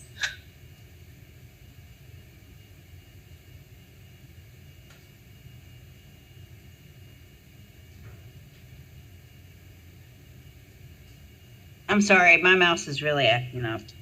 Amendment to use local funds or other state allotments to supplement the advanced teacher positions. I mean, I'd accept it, or federal as a friendly amendment. We, of course, have no jurisdiction there, but I think that's, Ms. Cherry is right. We certainly, a lot of the districts use federal funds. So that seems like a friendly amendment that would be fine to accept. We can do that. I think someone could argue because the state allots that the state allots the federal, or distributes the federal allotments as well. But so do we want to say to use local, state, or federal funding to supplement? Yes, we would just need someone to just amend to add in federal. Can I make a motion that we amend it to say any appropriate and available funding? And that way it covers all funding sources, because they could use grant money too. I think that's much better. I don't think it's our right to tell an a PSU how to use their local funding dollars. Well, I don't think, Bill, we're trying to tell them how to use any of it. I think it's just to give them flexibility to use any appropriate and available funding to supplement it if they choose. So that this is a minimum that the state's going to provide, but if you decide you want to go above and beyond and have a fund source to do that, do it. Yeah, I think available and appropriate sums up what we're trying to say, I think there. My concern with that would be that currently, as someone pointed out earlier, districts are very limited in their ability to repurpose state funding. So if, not sure what available and appropriate would mean, but if it means the current lack of flexibility, that's not very helpful. So I would like to say something like districts should have maximum flexibility to use all available funding, including state allotments for this purpose. I think that's the policy I'm running at here, is this extreme restriction on using state allotments for other purposes. That's my main agenda here. I love that, Dr. Haskell. So I would think I would word it something, I would move something like LEAs should have maximum flexibility to use all available and appropriate sources, including local funding, state allotments, and federal funding to enhance advanced role, license for advanced supplements. All right, is that an amendment? And I'll try to repeat it. Dr. Hassel, can you type that in the chat? Yes. Thank you. And just while he's doing that, just for the purpose of timekeeping and time allotment, the clock is certainly ticking. We have approximately 20 minutes left of the meeting. I will need to be finished just a minute or two before 3 o'clock. With all that said, I don't know that we will finish our agenda for today. Though that was our goal. This, in theory, should be our last meeting or last big meeting. But Dr. Evans, I do not know if that is going to be possible. It is intended for these to be the last subcommittee meetings, and then there is a joint co-chair meeting on the 25th. Okay.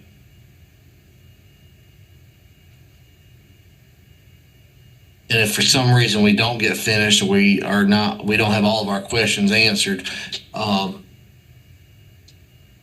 as one of the co-chairs, I can't speak for Dr. Graham, but I may just have to let folks know we didn't finish, which is, time will tell. All right, Brian has put in here, LEAs should have maximum flexibility to use all available and appropriate sources, including local funding, other state allotments, and federal funding for the purpose of supplementing license for advanced stipends. I'm going to say that is the amendment, and I'll look for a second. Second. All right, that motion has been made and seconded. Any discussion? Or I should say amendment. Any discussion? Hearing none, all those in favor of the amendment allowing LEAs, or adding in LEAs should have maximum flexibility to use all available and appropriate sources, including local funding, other state allotments, and federal funding for the purpose of supplementing license for advanced stipends, say aye. Aye. Aye. Aye. Any opposed, no? Amendment passes. So we are now back to the original motion as amended, where license for advanced classroom leadership stipends are $5,000. License for advanced teacher leadership stipends are $10,000. Adding in the LEA should have maximum flexibility to use all available and appropriate sources, including local funding, other state allotments, and federal funding for the purpose of supplementing license for advanced stipends. We're back on that motion. So any discussion, as amended, any discussion? Hearing none. All those in favor of the motion say aye. Aye. Aye. Aye. Any opposed, no. Motion carries. Next item. That's a lot to remember.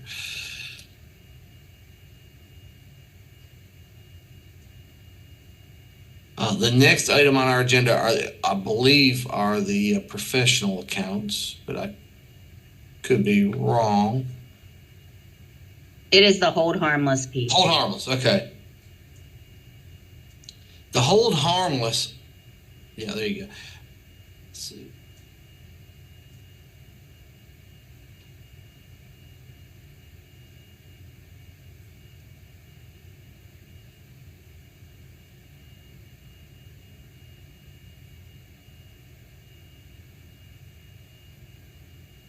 And it may be good for, because how I've had down for hold harmless is the fact that it is exactly that, holding salary harmless. But Dr. Evans, if you or Dr.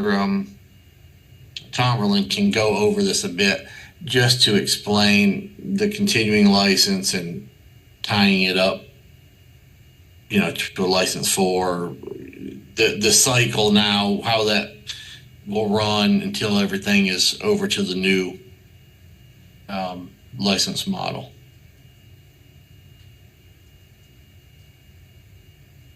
You'll explain it better than I can.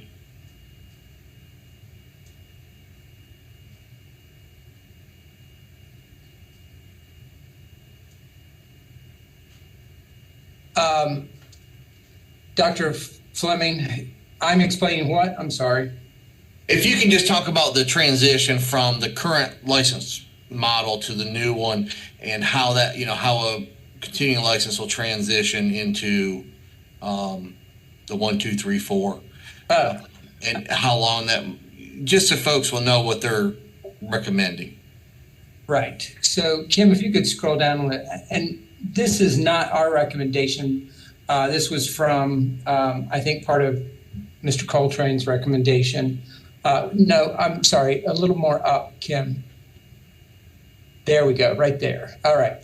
So teachers, so the way this has been proposed is that teachers with 0 to 3 years of experience would fall somewhere on this, the 1 or 2 continuum, with anybody holding a permit to teach an emergency license or a provisional being classified as a license 1.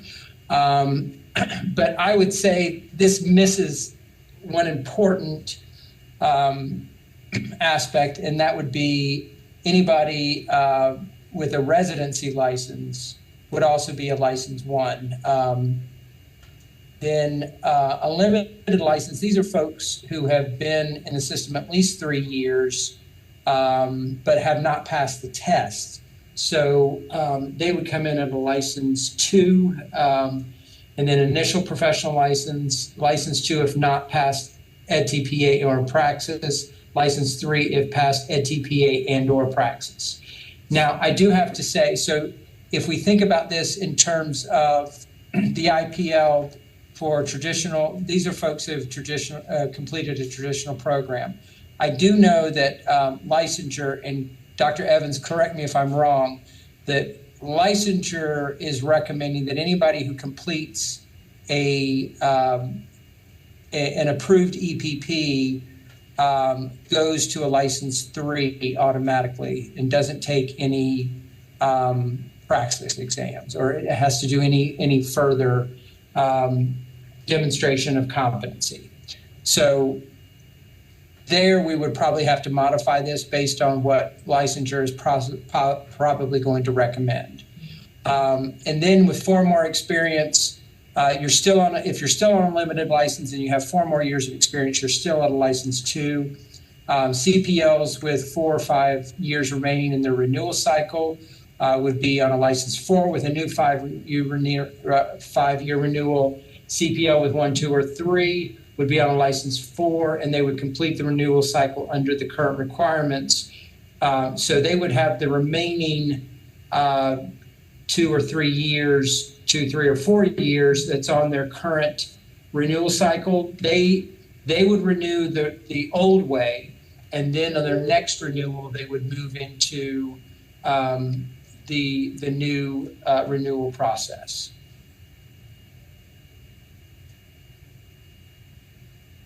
Does that help? It does, and I was, the day the committee discussed that a meeting or two ago, whenever it was, I know I was out, so it took me a while to get all of it, but it makes sense. But Kim, I do think we need to work residency license in there. And I think you could have a similar situation if you're a residency and you've passed your praxis and your EdTPA, then you would be a license 2. If you haven't, you would be a license 1, something like that. Just depending on, right, the resident, and that makes sense to me that the residency license could be two new levels, because just depending on what you have at the time. So if we add that in there, that would be our recommendation. And before we get the emotion or anything, any questions for Dr. Tomlin on that? Because but I think Jeff Coltrane worked on that as well, but I was absent from a lot of this discussion, so. I have a question. Tom, is this taking into, I heard, I guess last week at the Pepsi committee, maybe the co-chairs meeting, that there's a recommendation that license 1 is not a teacher of record. So I'm just wondering if this is taking that into account. It is not articulated in this, but that would be, that as far as I know, the last I've heard, the preparation and entry group has indicated that a license 1 teacher could not be a solo teacher of record. They would have to be paired with a cooperating teacher. Would that mean the cooperating teachers are one of those in the advanced teaching roles, and that advanced teaching roles teacher would be the teacher of record? I'm not sure off the top of my head whether it would be, well, to answer your first question, that would be preferable, but probably not practicable. You probably wouldn't have enough advanced teaching roles people to cover all your license 1 teachers, especially in certain districts. So I think their recommendation is at least a license 4. They're paired with a license 4 teacher. It could be classroom excellence, or it could also be the advanced teacher. And the idea there, they would be co-teachers of record. And that means that the license 1 teacher would still be able to receive EVOS data for the purposes of establishing their effectiveness. But what we know for sure right now is that they are not recommending that these license 1 teachers be left alone, that they be the sole teacher of record in the classroom.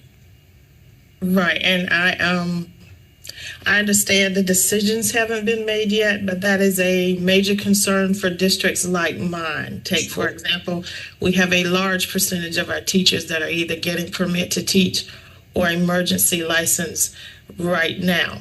The ones that we've hired this year, 100% of them have been either one or the other of those, and we still have over 30 teaching vacancies left to fill.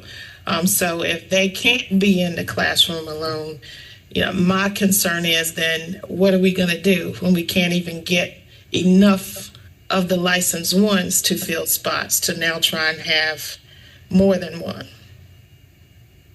I agree, and that concern has been raised. And I think this is, if this is the policy that moves forward, then it's going to be the work of, the state to help understand how we're going to support those districts that are in the situation that you're describing, because we know that it does exist in a number of districts across the state. I wouldn't say it's the norm, but it's certainly, there is a non-trivial number of districts that would have this would be a concern for. And I appreciate you articulating that yours is one of them, because it's a very real concern. Agreed. All right.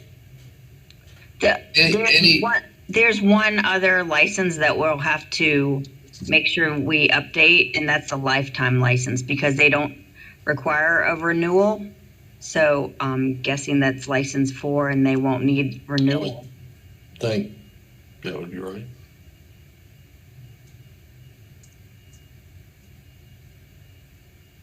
I wonder if we need all this amended so we can look at it before we vote, or I'm happy to break that up that, if we have people that can visualize this, that you would have the residency license would be split up among license 1 or 2, depending on what the candidate has, and lifetime license would be would be a license 4.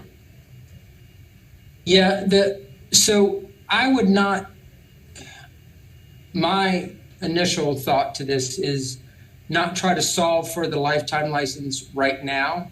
I think having because that's going to have to be worked out in policy, in advance of implementation, which will again come back to Pepsi and move. Sure, that's outside of you're right. Mm-hmm. Yeah. Okay, so then for clarification, are we going for the hold harmless? Are we voting on this chart in front of us, or all of the language above that as well which may just explain that chart?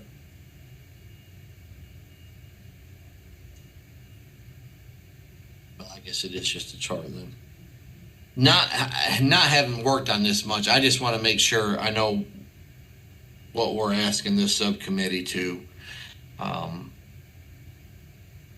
recommend or approve as far as hold harmless. Dr. Fleming, if I may, I think when you're talking about, I think it's two separate pieces. So this piece right here kind of indicates the way teachers will transition from the current model to the new model. Right. That's one decision. But I think that is outside this subcommittee though, right? Well, or no? That's a great question. I don't know that any subcommittee Kim, I don't think any subcommittee has this as their work of how currently teachers are integrated into the new model. No, this is work of this subcommittee. Okay.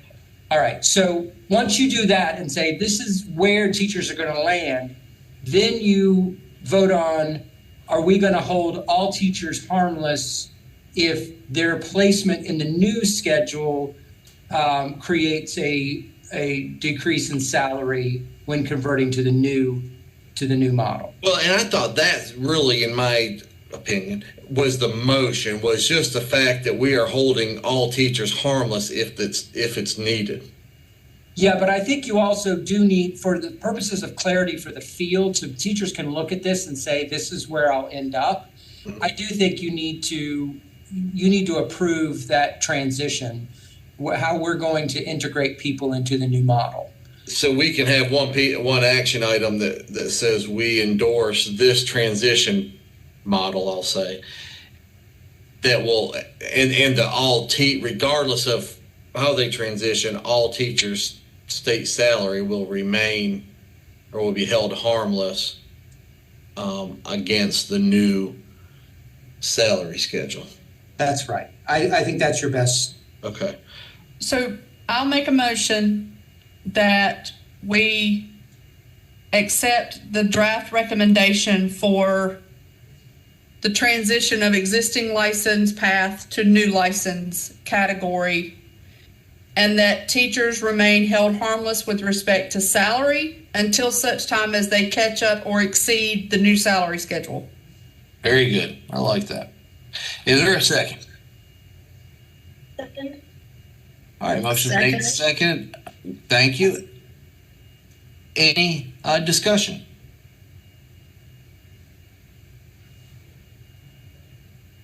Hearing none. All those in favor of the motion of accepting the transition chart here and holding teachers harmless, teacher pay harmless, as stated by Dr. Marcy Holland. All those in favor say aye. Aye. Aye. Anyone opposed, no. Motion carries. All right, we have 3 minutes left of our meeting today.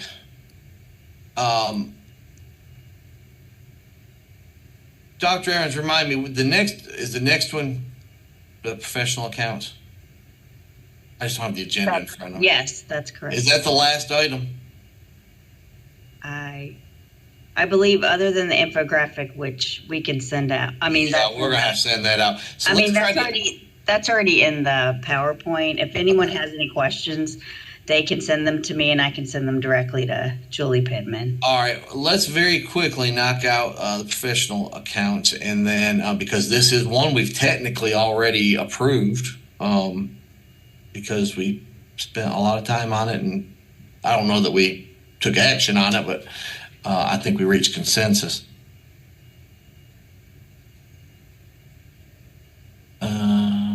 That's not it, unless you're scrolling and it just hadn't shown up yet. There we go.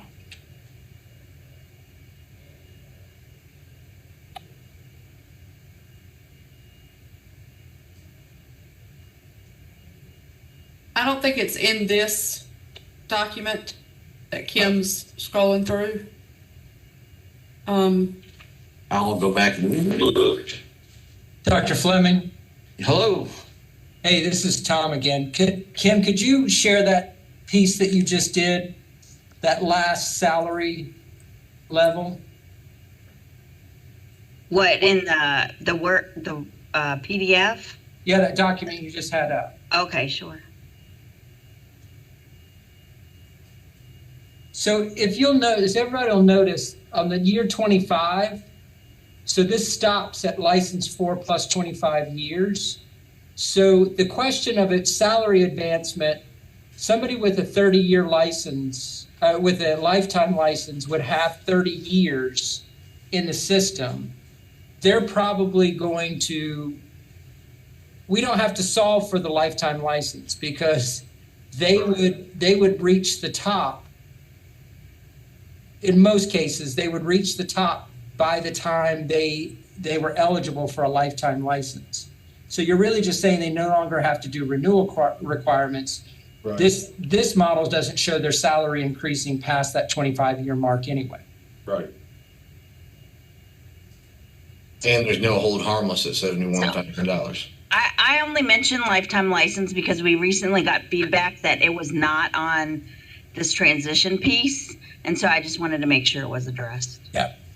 So what I have here from my past on the salary, on the advancement account, professional advancement account, I never say it right, is $2,500 for, $2,500 at, for each renewal period. Kim, make sure I'm right that we didn't update that after all of this. No, nothing has been changed. Okay, so $2,500 professional advancement account per renewal cycle. So it's per license. It would be for license. As you're renewing to the next license. License 3. Yes, 2 and 3. The question was whether the amount would be increased.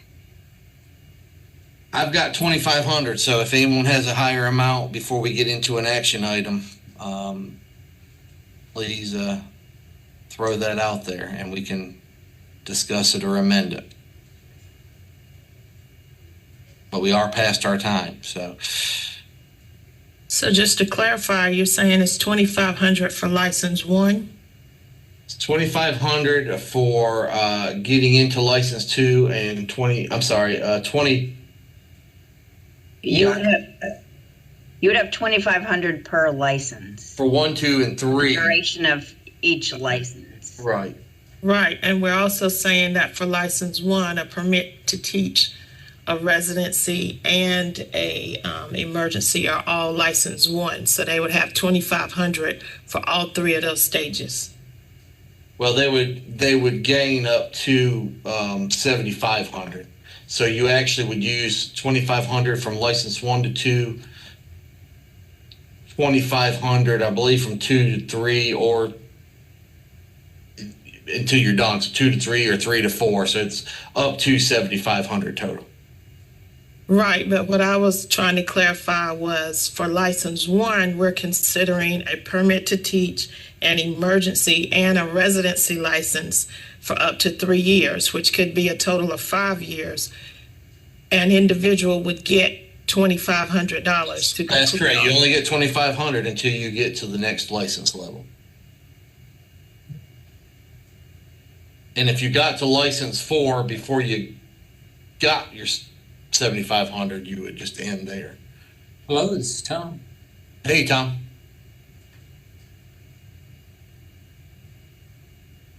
Oh, thought he was trying to get us to hear him.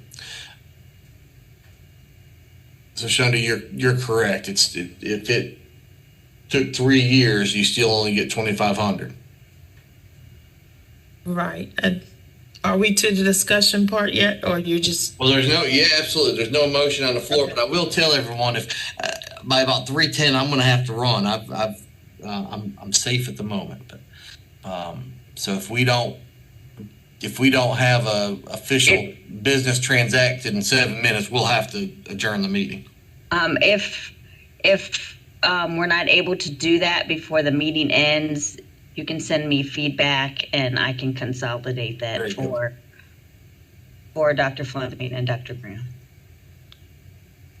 So happy to discuss it for like I said, but we will adjourn at 3:10. Okay, I think because individuals probably will stay at license one for 5 years, that we should increase 2,500 some, not to the point of paying the entire amount, but 1 year could cost you $2,500.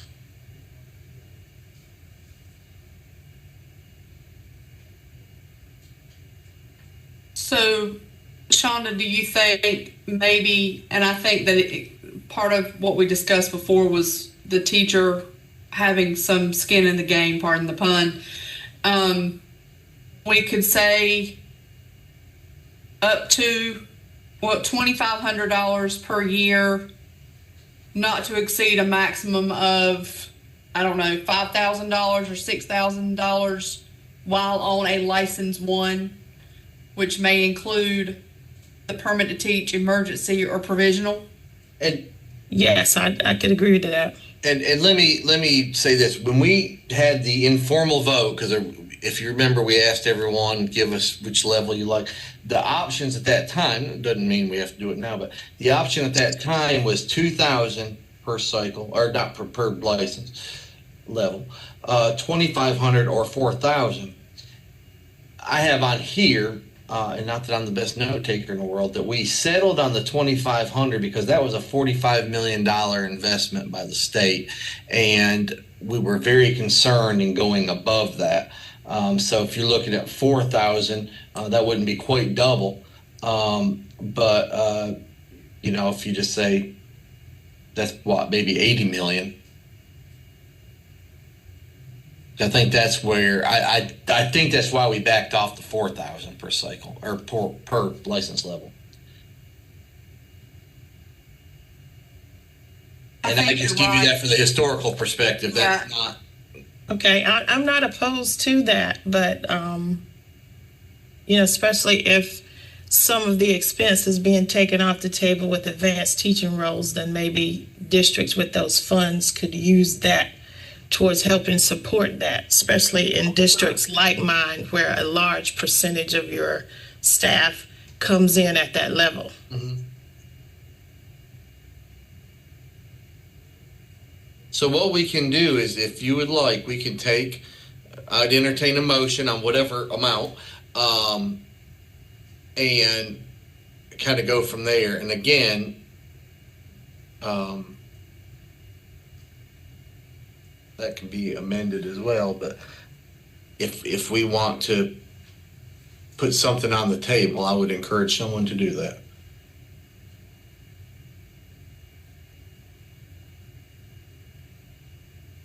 I'll make a motion that we recommend $2,500 for the first year with the option to request up to $2,000 additional for each remaining year within a level of license.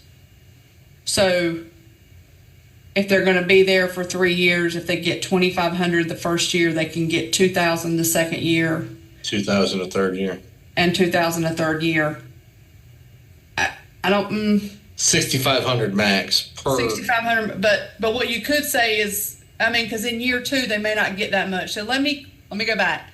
Recommend a maximum of $2,500 per year over the life of a license, not to exceed $6,000 in total. And that way they choose. They may not do anything, take but one class in year 1, and then have to take a lot of classes later. So that gives them flexibility in when they use that $6,000. So $6,000 per level. Yes. I think that's correct. For license 1 through 3.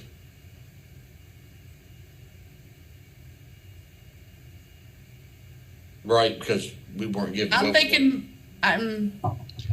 So you're talking about for each license?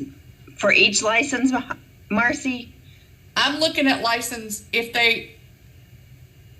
they're a license 1, and I think what Shonda's getting to, and I know we've got like 2 minutes, but if they're a license 1 permit to teach and a license 1 emergency, they're not going to also be a license 1 provisional. I don't think. It would be very odd for that to happen.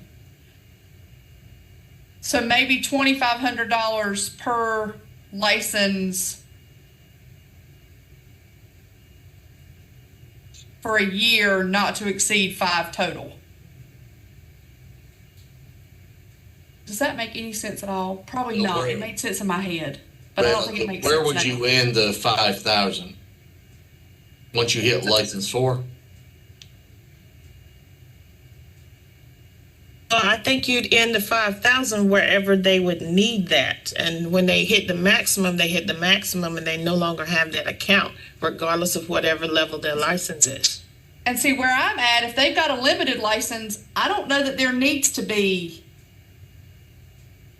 financial and advanced if it's a limited license, because they would have done everything except testing to qualify, correct? Correct. So I'm going to recommend, since we're at 3:10, I'm going to recommend, if you guys will, email Dr. Evans on this, and I believe you could feel free to copy me or Dr. Graham, I believe, too, just so we can have that discussion within the co-chairs when we meet. But I don't think we're going to get to executing the motion or anything at this point, but that's what I'm going to recommend we move it forward on, is just send your thoughts on the professional advancement account and dollar amounts and a model even to Dr. Evans. And that way that has more information for us as we meet as co-chairs, as we're going to have to make some of these decisions before it makes it to Pep-C. With that said, Dr. Evans, anything to share with us before we close? No, I'm good. I do want to thank everyone for your work on the subcommittee. There is a chance we still may meet again. I don't know. I know the goal is we wouldn't. So I do want to thank all of you for your work and your time. We've put a lot of time, energy, and effort into this, and we got pretty darn close to the finish line. There's still a lot of work to be done. That's why I do think that as far as kind of the finer details, and that may be why we have to catch up again. And I certainly, if you guys feel like we need to get back together again, I can certainly advocate for that. So please let me know. But I do appreciate all of you. It was an honor to serve alongside Dr. Graham. I am transitioning to vice chair of Pep-C, so I get to hang in there and have a little more fun. But I do, again, Appreciate everyone. For those in K-12, have a wonderful start to the school year. For those of you in higher ed, have a great start to the school year. And hopefully we will all cross paths very soon again. With that said, I will accept a motion to adjourn. So moved. Second. Motion made and proper second to adjourn. All those in favor say aye. Aye. Anyone opposed? We are adjourned. Thank you so much, everybody, for all your work.